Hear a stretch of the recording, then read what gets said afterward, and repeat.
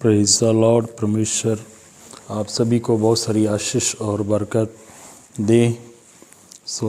परमेश्वर का धन्यवाद करते हैं कि आज हम परमेश्वर के पवित्र कलाम से देखेंगे। ओडाऊ पुत्र के बारे में हम सीखेंगे कि कैसे उसने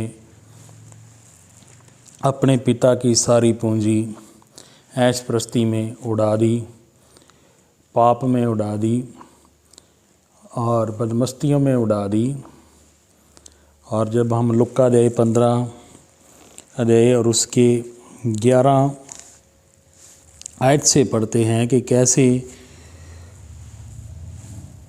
उसने अपनी सारी संपत्ति अपने पिता से बंधा ली और कैसे वो घर से निकला और ऐश प्रस्ती करता रहा। और एक दिन ऐसा आया कि उसके पास से सारी संपत्ति ख़त्म होगी और उस देश में काल पड़ गया और वह भी कंगाल हो गया। और तब हम देखते हैं कि उसे सूर चराने की नौकरी एक मिली और उसके मालिक ने कहा कि जो सूर खाते भाई तुझे खाना पड़ेगा, तुझे पगार नहीं मिलेगा। सो वो मजबूर हो गया। अब उसे अपना पिता और घर चेते आने लगा और तब वो एक बहुत बड़ा फैसला करता है और कहता है कि मैं अपने पिता के घर जाऊंगा। मेरे पिता के कितने मजदूरों को भोजन से अधिक रोटी मिलती है और मैं यहाँ भूखा हूँ। और अब मैं उठकर अपने पिता के पास जाऊँगा और उसे कहूँगा कि पिताजी, मैंने स्वर्ग के विरोध में और तेरी दृष्टि में पाप किया है। अब इस योग नहीं कि मैं तेरा पुत्र कहलाऊँ। मुझे अपने एक मजदूर के समान रख ले। मेरे अजीज़ बहनों भाइयों प्रियो, लुक्का 15 दे और उसकी 18 और 19 आयत में बहुत बड़ा फैसला ये ओडाऊ पुत्र करता है। क्या सोचता है, क्या कहने के लिए अपने मन में धारणा धारता है कि मैं अपने पिता के पास जाऊंगा और ये कहूँगा कि स्वर्ग के परमेश्वर के विरोध में और तेरी दृष्टि में पाप किया।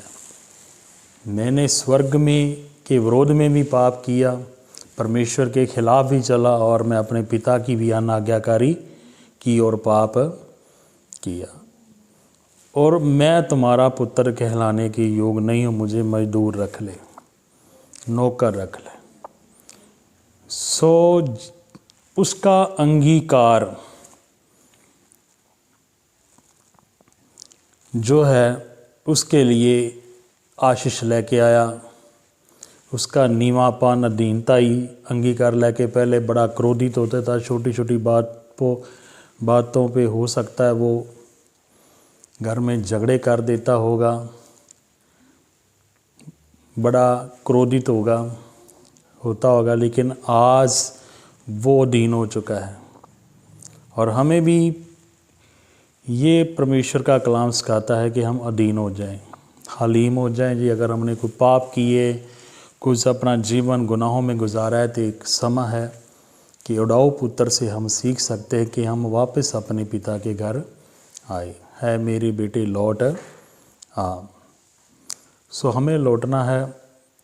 और ओडाऊ पुत्र को ये पता चल चुका था कि अब मैं सूरों के बीच में रहना शुरू हो गया हूँ और सूरों की संगति मुझे छोड़नी पड़ेगी। और अगर मैं सूरों के बीच में रहा तो मेरा फ्यूचर ख़त्म,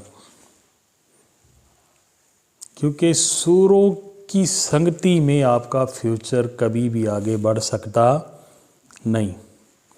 इस करके मेरे प्रिय, आप नशे करते हैं, पाप करते हैं, व्यभिचार करते हैं, लड़ाई झगड़े करते हैं, चोरी करते हैं, किसी भी गुनाह में फंसे हुए हैं, तो आज तौबा करें, उड़ाऊ पुत्र की तरह अंगीकार करें और वापस लौटे और वो सूरों की संगति को छोड़ें। जब आप सूरों की संगति छोड़ेंगे, वापस मुड़ेंगे, तो क्या होगा? पिता आपको गल से लगाएगा। आपको हर प्रकार की दुनियावी आशे, जैसे उड़ाऊ पुत्र को मिली, जूती मिली, कपड़े मिले, अंगूठी मिली, हर चीज़ उसके पिता ने की और दावत भी की, अच्छा खाना, उसने एक प्रीति भोज रखा, बहुत सारे बहन भराओं और लोगों को बुलाया और प्रीति भोजन बहुत बड़ा उसने खाना किया। देखो पिता कितना खुश हुआ। और आप किसी भी दलदल में फंस चुके हैं तो वापस मुड़े, प्रभु यीशु मसीह आपको गले से लगाएगा और आपको ऊंचा करेगा। आपके परिवार में आपको इज्जत, आदर, मान वैसा ही बराबरता का मिलेगा। क्योंकि प्रभु ने कहा है, हे सारे थके मांदे बोझ जिहड़े दबे मेरे पास आओ, मैं तुम्हें आराम दूंगा। बहुत सारे ऐसी बुरे काम कर कर थक जाते हैं, हार जाते हैं, बुराइयों से हमारा मन अक चुका है, हम कंगाल हो चुके हैं, लेकिन प्रभु यीशु मसीह हमें गल से लगाता है, हमारे सभी पापों को माफ़ करता है, क्योंकि वो हमारे पापों के अनुसार नहीं हमसे वर्ता नजीठा। और अगर वो हमारे पापों का लेखा करता तो कोई भी यीशु मसीह के पास ना आता। एक पलक झपटे हमारे सभी पापों को यीशु मसीह माफ़ कर देता है। उसने तो कहा है, तौबा करें, अपने पापों का अंगीकार करें, प्रभु के नज़दीक आए और मुड़ें, ताकि स्वर्ग से सुख के दिन आए, आदर के दिन आए, परिवार में शांति के दिन आए। सो प्रभु आपको बहुत सारी आशीष बरकत इन वचनों के द्वारा दे। Hallelujah, praise the lord, God bless you, आमीन।